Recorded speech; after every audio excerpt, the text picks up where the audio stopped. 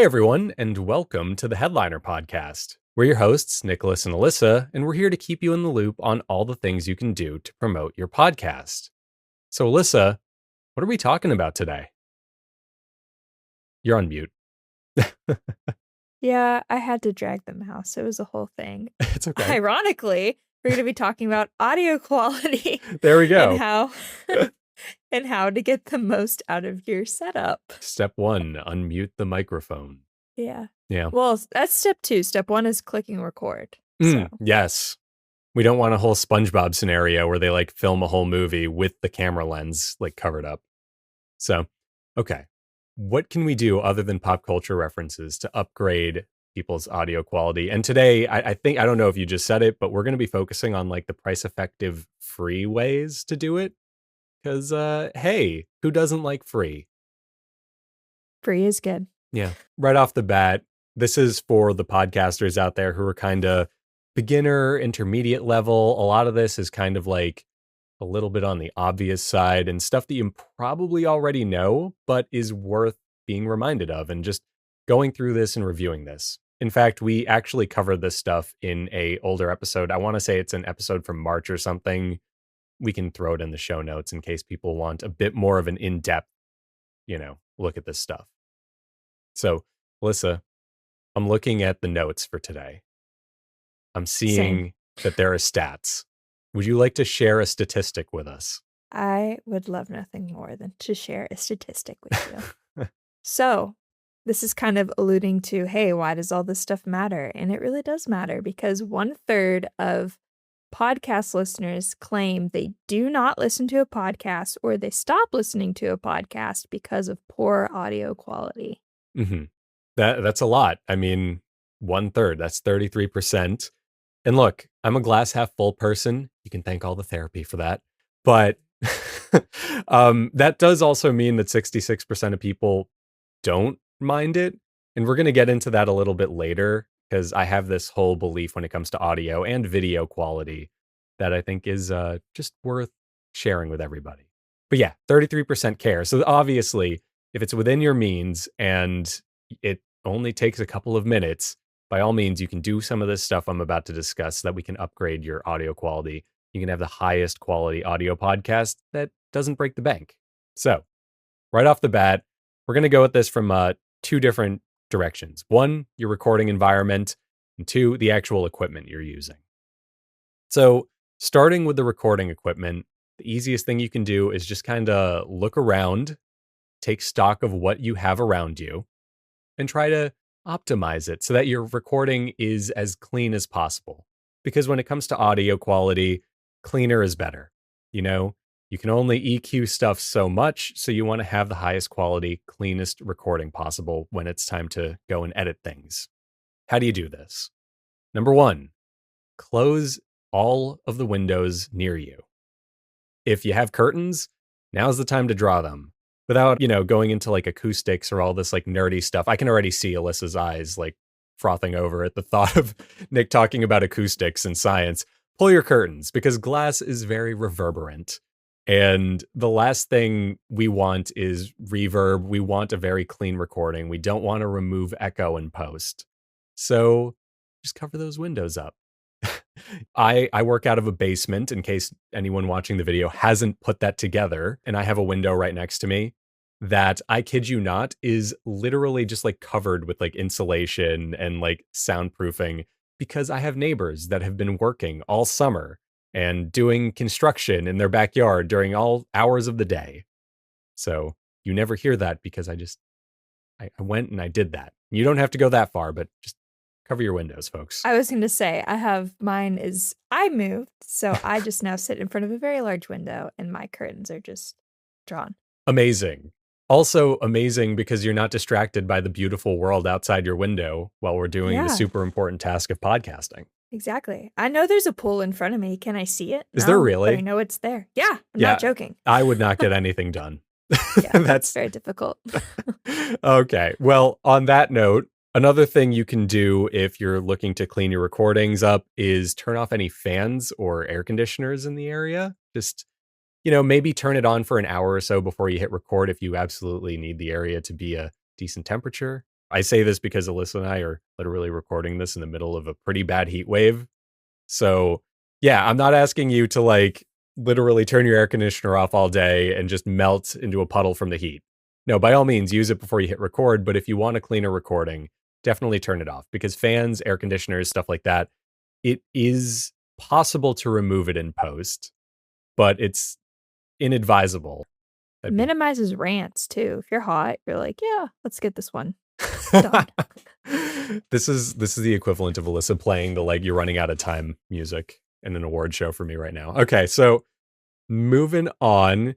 If you live in a very kind of reverberant room or something like that, and you don't have curtains to draw your windows, but you have a tapestry or something, yeah, put a tapestry on your wall. Anything like that that can kind of just absorb sound.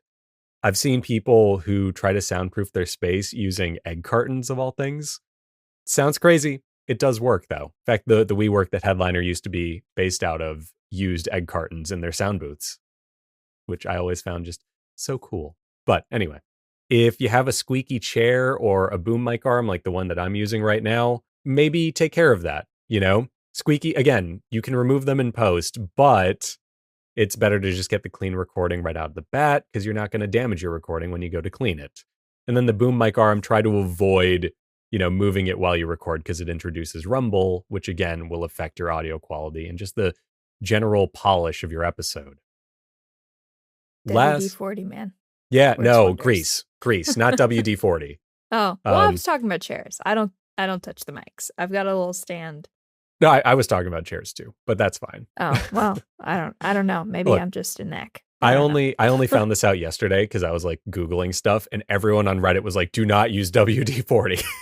Not if you have carpet. Yeah, for sure. Yeah. So anyway, you can read into this stuff. But yeah, take care of squeaky chairs and stuff before you hit record. It'll make your life easier. What else? This is actually about the equipment you're using, but it is like in your environment. So we're going to say it now. Practice mic proximity. So I've said this in the past. You make a little surfer hand sign, the shaka, with your hand, and you want to be about that far from your microphone at any given moment. That is, yeah, it's like maybe 3 to 6 inches or something. And that's kind of the sweet spot for getting clean audio, minimizing your background noise without having to turn off a fan. And all of this, everything we've kind of been talking about goes around this idea of balancing your signal. So you want your background noise basically to be as like far away from the sound of you speaking as possible. Just because that means you can very easily edit your audio. You won't have to apply a bunch of noise removal to it in order to have the background sound not be distracting to any listeners. And as far as like audio levels goes, when we're talking about this, you kind of want your audio, if you're on like Audacity or Adobe Audition, you want your speaking volume to be somewhere around like negative 12 decibels. Might be on the low side a little bit. That's kind of like the broadcast television standard. You want it to be like, yeah, negative 12 to maybe negative 8 decibels. And then you want that room, so that you can raise your voice while you're talking without clipping your audio. And clipping your audio is basically just when you get too loud, the signal literally gets cut off or clipped at the top because you're being too loud. So you want to hit that sweet spot of like negative 12 to negative 8 decibels when you're recording and you're just doing normal speech. Okay. So all of this stuff, that's kind of the environmental side of it. Now we get to go into the really fun stuff that Alyssa's going to hate listening to, which is talking about the actual like equipment you're using more on the virtual side. Well, I say that and then I'm about to talk about something in the physical world again. So let's just get it out of the way. Headphones are amazing. If you're a remote podcaster, by all means, use any pair of headphones in your world, like in your life, anywhere. Just go to the dollar store and buy a pair of headphones if you have to. Because when you record using a speaker, even if you're using something like Zoom or Riverside, they might be very good at like filtering out background noise and stuff like that while you're in the call. But your recordings, if you decide to start talking over each other, can get a little mangled if you're not wearing headphones. On the software side of things, you can use whatever you want to record your podcasts if you're doing it remotely. You could be a Zoom podcast like Alyssa and I are right now. and you could use Riverside. That's all great and awesome. But if you want to upgrade your audio quality, let's say you're a Zoom podcast and you don't want to spend any money doing it, the first thing you can do, assuming your guest or your co-host is tech savvy and feels comfortable doing this, is record your audio locally also. Use Zoom, by all means, to facilitate the call. Record your call on Zoom for the backup in case something goes wrong, but just open Audacity and also hit record for yourself and have your co-host or guest do the same. Or if you're on a Mac, you could use QuickTime, which is what we're doing to back this up right now. And if the audio and video looks and sounds better than usual, that's why. And Elissa, this is a great opportunity to put you on the spot. How hard was it to do any of that? I was able to successfully do it, and I asked just, "Hey, I click this button, correct?" But, like, I intuitively understood Yeah. that you click the button. So, the point is and why Nicholas keeps saying, like, "Alyssa's eyes are glazing over. Elissa, are you okay?" I don't like technology, I'm not very good with it. Ironic, I know, but this is why. So, really, truly, if I can do it, you'll be fine. You got this. Exactly. So it's not scary at all, I promise.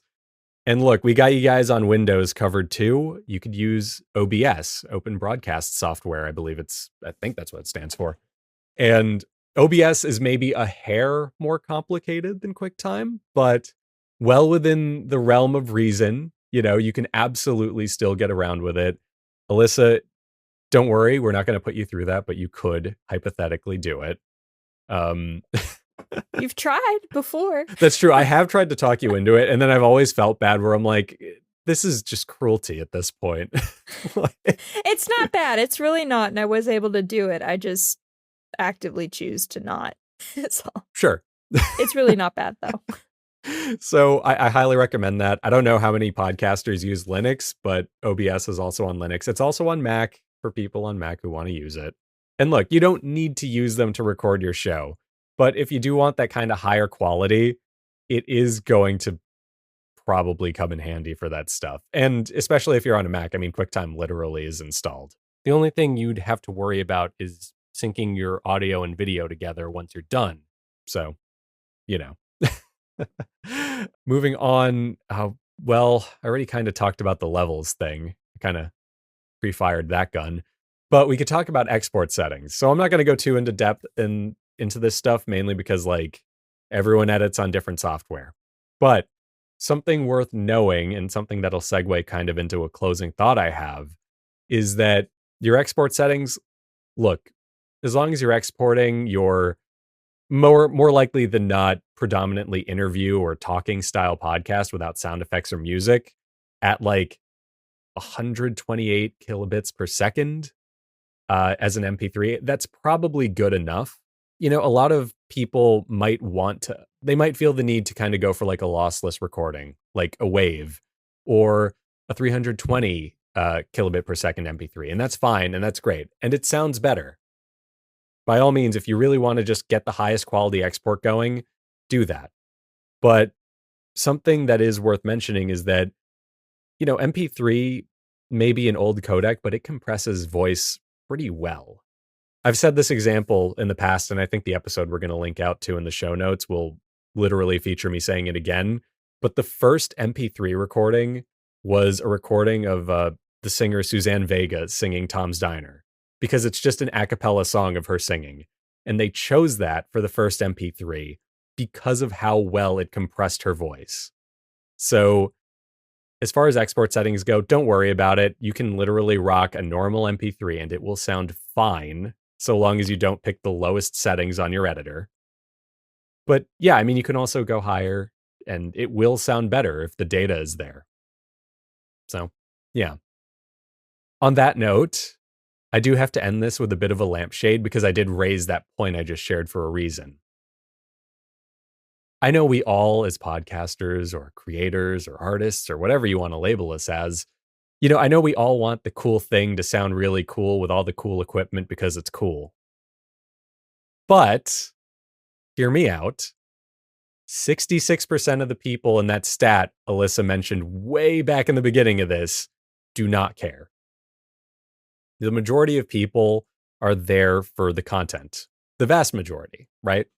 So, hey, by all means, upgrade your audio. Do everything you can to make it sound as good as possible, and definitely take some of the steps we've reviewed today to just kind of clean up your recording. But it's not the end all be all. And these suggestions are just that. They're suggestions to like help you build off of what you already have. Don't worry about the audio quality too much because, as I've said in the past here, good enough is great. So do what you can with what you have, and you'll have better audio. And you can use the time you've saved from not like reinventing the wheel and upgrading all your equipment and learning all this new stuff. You could use it to like actually impact the part of your podcast production that will show more direct results for you, like marketing. Look at that. Wasn't that a great segue? I mean, 10 out of 10. Thank you. No, but in all seriousness, use some of these tips. You'll have cleaner audio, and that cleaner audio will not just help your podcast, but it will help your social presence and stuff like that because your social clips will look and sound better. That's my whole spiel. Elissa, you look overwhelmed by all of the audio tips that you're definitely going to run out and use from now on. I mean, I just have you accessible via Slack, so we're good. I can listen to this episode once or twice and then like, hey, to confirm. Because I do a lot of like recordings and stuff on my own. Mhm. And it helps. Like if humble plug, if you visit us on YouTube at Headliner App on YouTube, you hopefully will notice that our stuff has gotten better over time. Not Nicholas's stuff. Nicholas has always done wonderful, amazing work. Thank you. I hit the glass ceiling years ago. You did. But me doing my little, hey, this is how you do it tutorial stuff, it's gotten a lot better. I think it's gotten a lot better, at least. Yeah, it has. I watch them. They've gotten better. Yeah, so. There you go. Actual proof that doing this stuff, that something as minute and silly as making a shaka with your hand before you record and spacing your mic out, it helps. Or shutting the door so your dog can't get in and jump on your lap. See, but the content is better when that happens. We actually want the Coda cam. Everybody wants a Coda cam, but not everybody wants Coda's like guttural noises in the recordings. Valid. There's a reason my like 1-year-old Chihuahua isn't here right now. Anyway, that brings us to the end of this episode. Hopefully some of these tips helped you out. Can I try something new, Elissa? Of course. I want to try and be a streamer about this. Chat, if you're listening. No, for anyone listening right now, I definitely missed a lot of stuff here. I probably missed stuff in our extended version of this from March. So why don't you just tag us on social media, which Elissa can very, very helpfully remind us the handles of in just a moment, with some of your audio quality tips that don't break the bank. Who knows? Maybe I'll love one of them so much that I'll screenshot it and print it on a t-shirt and wear it someday. That sounds like a joke, but you know what? Why not? You would do it. Like you're the type of person that would do it. If there's a person out there that has given up on themselves just enough to wear like some random person's tweet as a t-shirt, it's me. And I say that proudly. By all means, do that. And Elissa, maybe remind us what the handles are for that. At Headliner App on everything. There you go. Thank you so much for that. And thank you to everyone for listening. We'll be back with more tips on podcasting and podcasting adjacent thingies in the future. Bye.